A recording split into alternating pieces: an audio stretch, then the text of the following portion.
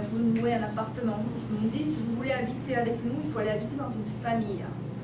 Moi, j'avais 22 ans, j'avais envie de faire autre chose que d'habiter dans une famille de Japonais. Mais inalasse. Avec le Ochasuke, pas vraiment envie. Donc en fait, j'ai fini par habiter Tokyo et je faisais le commute tous les jours. Et j'avais une chambre d'hôtel à Kone, donc quand je sortais vraiment trop tard le soir, j'avais une chambre d'hôtel avec des amis à Kone, où je restais au spa de temps en temps le soir, parce que je n'avais pas envie de me retaper 80 km pour rentrer sur Tokyo, mais impossible à l'époque de louer pour une femme, 22 ans, un appartement, quels que soient les moyens financiers que l'on a. C'est l'époque où dans les grandes entreprises, le thé était servi par des diplômés de l'ENA, de là-bas, de l'université de Tokyo, des PhD sur le thé. Alors, donc vous avez mis en place un système informatique. Et alors vous m'avez raconté aussi, alors ça c'est, je trouve ça, comment dire en français, c'est trop bien. Vous avez un de vos collaborateurs, vous faites sa revue annuelle, et vous trouvez que vraiment c'était bien qu'il était vraiment bon, parce que c'est lui finalement qui avait pris le job, ou les fonctions, ou la charte de travail de celui qui était parti, etc. Alors qu'est-ce qui se passe?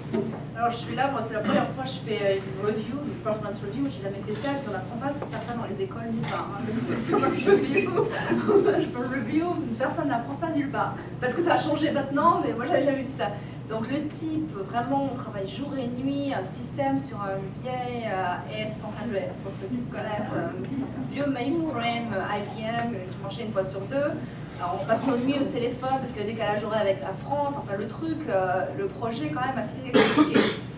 Et alors à la fin je dis, écoute, tu as fait un travail extraordinaire, tu étais là tous les jours, tu es resté avec moi toutes les nuits, etc. Bon, tu es promu et voilà ton bonus pour l'année. Je pensais que c'était une bonne nouvelle. Hein.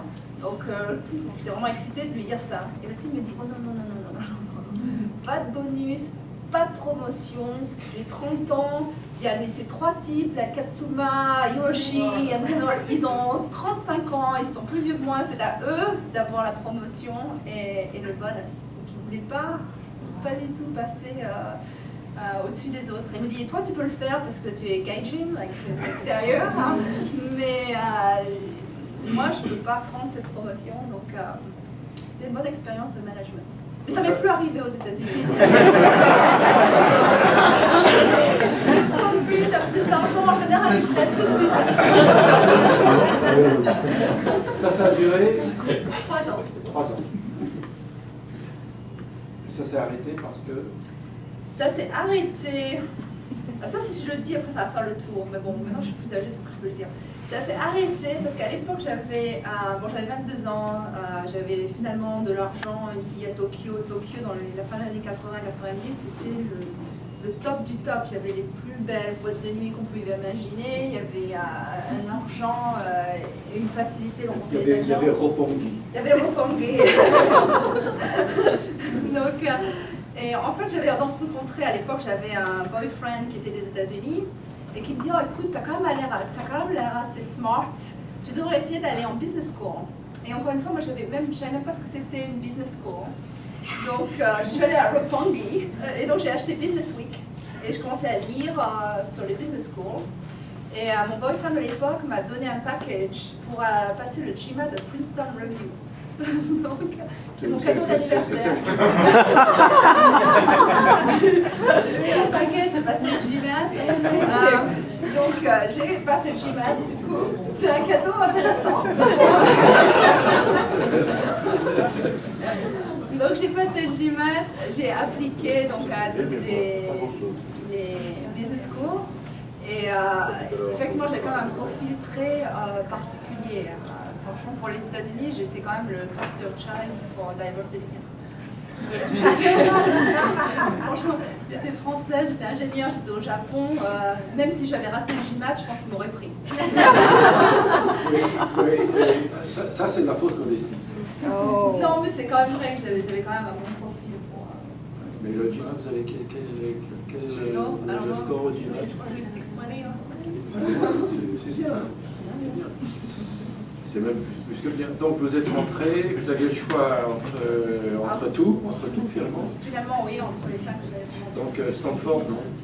Je suis venue en fait en Californie, donc c'était ma première fois aux États-Unis. En fait, je suis venue en rentrant en France à Noël. Je suis pas donc j'ai voulu voir les écoles.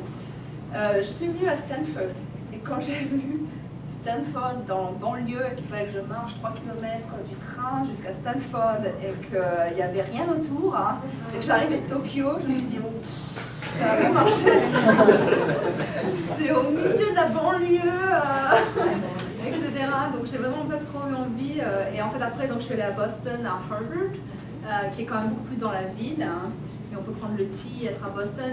Et franchement pour des Européens, Boston a quand même un feel qui est beaucoup plus européen. Donc en fait je suis allée à Harvard et je pense que c'est une des meilleures choses que j'ai fait dans ma carrière. Et je sais qu'à Silicon Valley, il y a toujours cette dénigrement des business schools. Et moi je suis assez contre-courant pour ça, je dis toujours que ça a changé ma vie d'être venue d'aller étudier à Harvard, je pense que c'était... Justement, parlons-en.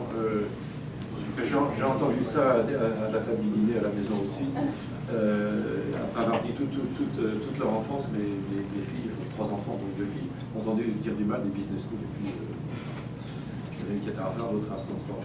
Et donc j'ai entendu dire, alors moi j'ai été impressionné par l'enthousiasme de nos filles d'Harvard en disant c'est merveilleux. C'est vrai ça? Oui.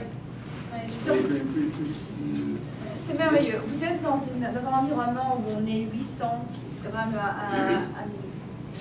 un programme qui est extrêmement global, il y a des gens du monde entier. Quand j'ai été, donc je suis entrée en 92, il y avait tous les gens par exemple qui venaient d'Europe de l'Est, quand il y avait le Disintegration de l'Europe de l'Est, c'était quand même très intéressant. Il y avait l'émergence de la Chine, etc. Et vous voyez ces gens qui arrivent dès le départ. Donc ça crée, les problèmes sont très globaux. Moi, ce que j'ai adoré à Harvard, c'est l'accélération de vos connaissances qu'on ne peut pas avoir dans la vie réelle. Dans leur méthode de cas, fait qu'on voit 2 ou 3 cas par jour. Et bon, on travaille énormément, mais ça vous donne, surtout dans le job que j'ai fait après, qui était plutôt stratégique, ça vous donne une habilité à reconnaître les patterns. Et ça, c'est quelque chose que j'ai gardé toute ma vie, qui vient dans l'éducation à Harvard. Parce qu'on voit tellement de problèmes différents, on peut s'adapter à différents problem sets. Et ça, je pense que les MBA vraiment apportent ça, et apportent une différence d'ouverture sur des sujets. Je vous donner un cas, par exemple, il y avait le premier trimestre, on a eu un cas qui s'appelle Organizational Behavior. Donc, je ne sais pas si vous connaissez le topic aux États-Unis, mais enfin en France, moi, j'avais jamais entendu parler de comportement des organisations. Et donc, le cas est sur le type qui est rentré à Citibank et qui a complètement changé la culture et a turnaround Citibank sur leadership, management. Mais le premier cas, moi, ce que j'ai fait, j'ai passé mes 3 heures avant le cas à redessiner tous les workflows et les process de Citibank. Et je suis arrivée dans la classe. Et il parlait de leadership and de change management. Et pour ça, je n'avais aucune idée. Moi, j'avais désigné le process pour recevoir les chèques. C'était ingénieur. Voilà, donc c'est pour ça que je dis, aller dans des écoles comme ça, c'est quand même, ça ouvre tout un côté de connaissances que moi, je n'avais pas du tout. Et donc, il a été très utile. Donc, vous avez passé 2 ans à HBS. Et en sortant, vous êtes allé à Booz Allen Hamilton. Voilà, je suis allée à Booz Allen Hamilton. Donc j'ai rencontré quand même mon mari quand j'étais à Harvard et il avait cette idée assez romantique qu'il voulait aller en Europe. Donc je pense que c'est au départ pourquoi j'étais aussi la cible parfaite et dire oh, je vais faire un date avec la française, comme ça je suis sûre que je vais en Europe. Donc c'est comme ça que j'ai rencontré maintenant mon mari et donc on est revenu et Booz Allen avait une politique à l'époque d'organisation par practice. Donc en fait, on pouvait travailler où on voulait dans le monde et c'était un peu plus flexible. Donc bon, je suis rentrée à Paris. Mon mari est allé à Sciences Po pendant 3 mois et après, Jean-Louis a fait un stage à la SNCF. Pendant que moi j'étais chez Booz Allen. C'est là qu'il a eu cette confirmation romantique. Donc, bon, au bout de 6 mois, il m'a dit écoute, je t'aime bien, mais franchement, la SNCF, c'est pas terrible. Et il avait travaillé chez Microsoft avant. Il m'a dit écoute, franchement, je peux retourner chez Microsoft aux États-Unis, essaye d'arriver le plus vite possible. Et en fait, 6 mois après, il y a des partenaires à Paris qui ont été extrêmement supportive et m'ont aidé, m'ont fait interviewer avec les gens à San Francisco. Et ça s'est fait très très rapidement. Et encore une fois, Booz Allen a vraiment fait les choses de façon extrêmement correcte. Il m'a donné l'opportunité de venir ici et travailler ici. Donc je suis arrivée ici en début janvier 2016. Et qu'est-ce que vous avez fait chez Booz Allen? Booz Allen, c'est un peu le graduation de business school. Quand on est dans le conseil, c'est la même chose. On voit des tas de compagnies très différentes. Et en fait, on aide sur des programmes extrêmement stratégiques de compagnies. Par exemple, j'ai travaillé en 92, en 94 sur tout ce qui était travel agency. Et on commençait à voir les systèmes comme Sabre et autres arriver. Et on voyait vraiment que le business model avait complètement changé. Et faire comprendre, par exemple, à ces agences de voyage comment leur monde allait être bouleversé était incroyable. Il y a un projet que j'ai fait en France d'ailleurs avec, j'ai parlé sur le talent, avec aussi les producteurs de vin. Et vous savez, en France, c'est extrêmement fragmenté. Et pour leur expliquer que dans 10 ans, la moitié d'eux seraient là, c'est aussi des problèmes très stratégiques de changement de dynamique d'industrie qui sont intéressants. Donc c'est ce que j'ai fait pendant 4 ans et demi. Le conseil, c'est très très bien, c'est très formateur, mais la clé, c'est d'en sortir. Je ne sais pas si on entend mais la clé du succès dans le conseil, c'est quand même d'en sortir. Donc, est-ce que vous pouvez la Comment? Est-ce que vous pouvez élaborer? Parce que c'est, encore une fois, moi, est-ce qu'on peut être un conseiller toute sa vie? Donc, c'est intéressant parce qu'on conseille, en général, on est jeune, on travaille avec les CEO, donc on a une énorme exposure, on apprend énormément. Mais il y a un jour, vous avez quand même envie de le faire vous-même, plutôt que de conseiller. Je pense qu'un conseiller, je vais faire un commentaire qui est pas PC, un conseiller qui a 20-30 ans, c'est pareil. Si vous êtes à 50 ans, vous avez toujours des conseils, il y a un problème. Quelqu'un va dire, écoutez, maintenant, faites-le. Donc, je pense qu'il y a quand même ce problème de conseil. Et alors, en sortant de Booz Allen Booz Allen, j'ai rejoint une start-up qui m'appelle dans mon résumé pour 4 semaines, qui était un désastre complet. Donc, il y en avait beaucoup à l'époque, des start-up qui étaient des désastres complets, quand c'était pas la seule.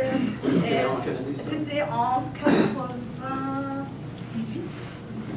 Et donc, au bout de 4 semaines, je n'allais pas non plus rester. Je m'étais mariée l'année d'avant avec mon mari, donc lui était chez Microsoft. On a décidé de prendre 6 semaines et on est parti en vacances à Tahiti pendant 6 semaines. Comme depuis la fin de la business school, on avait fait vraiment que travailler.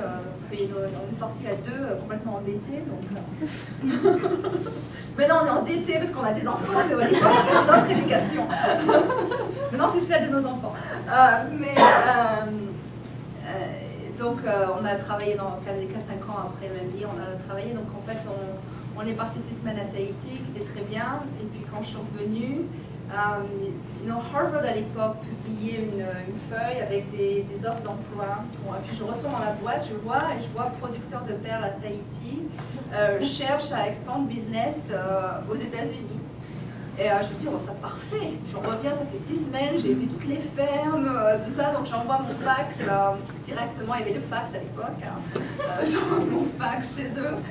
Et en fait, la semaine d'après, je suis retournée à Tahiti et rencontré les producteurs. La personne, c'est, je sais pas si vous connaissez, c'est son nom est Robert Van, c'est un entrepreneur à Tahiti. La problématique des perles était au Canada, c'est une industrie en plein changement.